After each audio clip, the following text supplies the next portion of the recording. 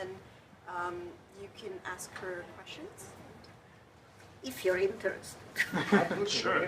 We're here, that's why.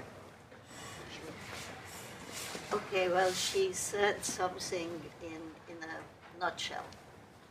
Basically, I don't know how many you are here who remember the Second World War. I was 7.5 when my first traumatic experience I went through, because my godparents, in their infinite wisdom, took me to a place where a British airplane was shot down. This was the Second World War. And, well, I mean, you know, what you see there is everything burned to smithereens.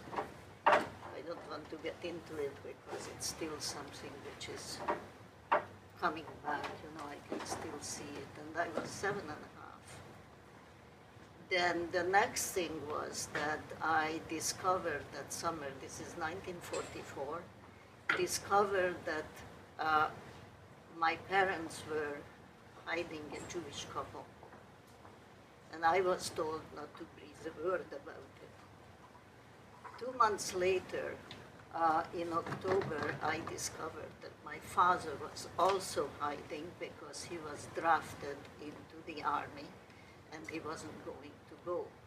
What I didn't know at the time, that under statutory law, which exists during the war conditions, if he would have been found, he would have been shot on sight. So at that point, I am 8 years old, carrying 4 people on my shoulder, so to speak, because I was responsible not to speak. I was told that if the Hungarian equivalent of the Gestapo finds out, all 4 of them are going to hang on the lamppost in front of the house.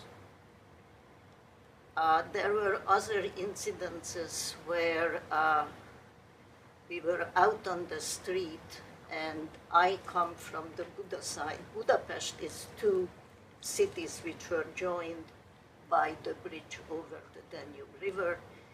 And on the Buda side, it's all hills and mountains, and since the Russians surrounded Budapest in 44 Christmas Day, that's when it all started, we went down into the bunkers.